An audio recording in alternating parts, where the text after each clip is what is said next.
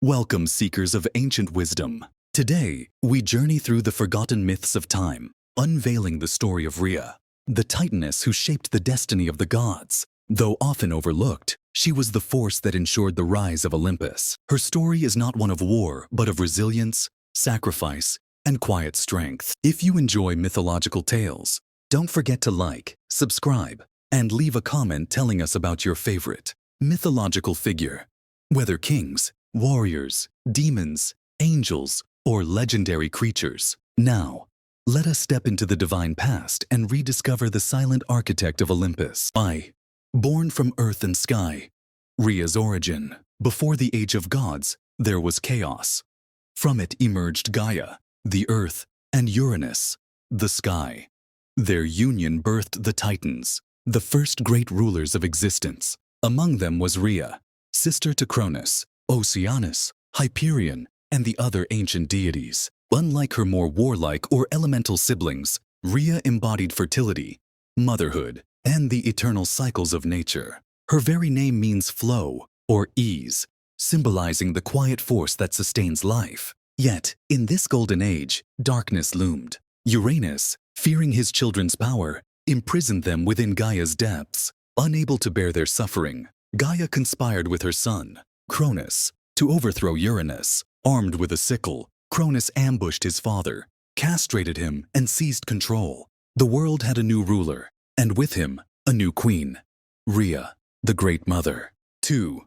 The Queen of the Titans and the Devouring of the Gods. With Cronus as king, the Titan era flourished. Rhea became the goddess of motherhood, worshipped across the land as the nurturer of life. Yet, beneath the surface, fear grew. A prophecy warned that just as Cronus had overthrown Uranus, one of his own children would do the same to him. And so, as each child was born, Hestia, Demeter, Hera, Hades, and Poseidon, Cronus swallowed them whole. Rhea's grief was immeasurable. Each time she bore a child, she had to watch it disappear into Cronus's abyss, consumed by his paranoia. But when she became pregnant with her final son, she could not endure any longer. 3. The Deception. A stone for a son. Rhea turned to her mother, Gaia, for help. Together, they devised a plan to save her unborn child. When the time came, Rhea fled to the island of Crete and gave birth in secret, within the Dictaean cave. To hide the infant's cries, the Curetes, warrior priests of Crete, clashed their shields and danced in wild rhythms, masking the presence of the newborn god. Meanwhile, Rhea returned to Cronus with a swaddled stone, presenting it as her child. Cronus, blind with fear, swallowed the stone whole, believing he had secured his reign. Thus, Zeus was saved, and Rhea had won her first silent battle. IV.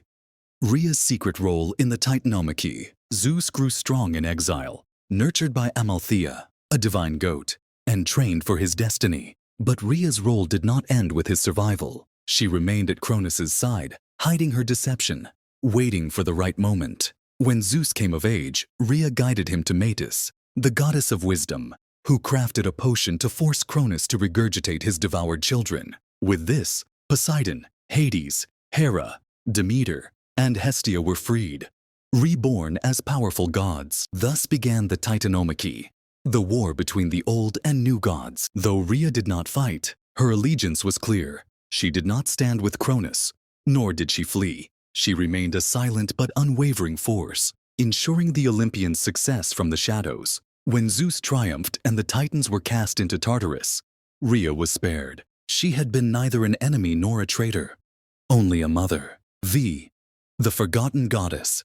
Rhea in the Age of Olympus. With the rise of Zeus, Rhea's role faded. She did not seek a throne on Olympus, nor did she impose her will on the new gods. Instead, she retreated to the earthly realm, living among nature, the silent guardian of the world she had nurtured. Some myths say she wandered to Phrygia, where she became associated with the goddess Cybele, another great mother deity. Others say she remained in Crete, watching over the sacred land where Zeus had been born.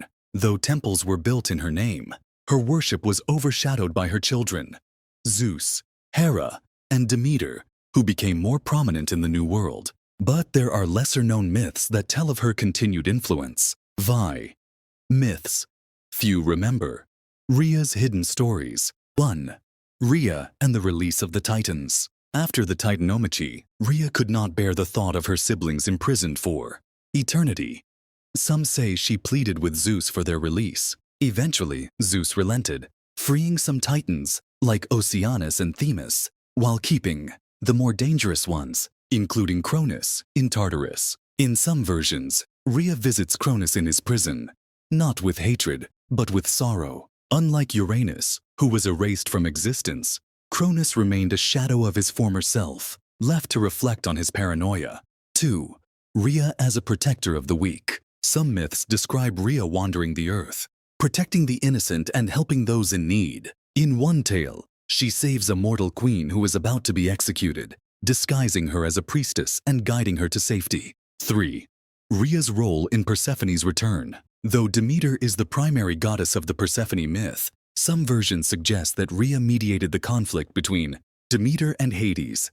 As the eldest, Titan is still honored by Olympus. She acted as a bridge between old and new, persuading Demeter to accept Persephone's time in the underworld while ensuring that Hades would not claim her forever. 7. The legacy of RHEA. A power beyond war. RHEA's tale is not one of conquest, nor is it one of submission. She did not wield a thunderbolt, nor did she fall to wrath or revenge. Her power was subtle but immense.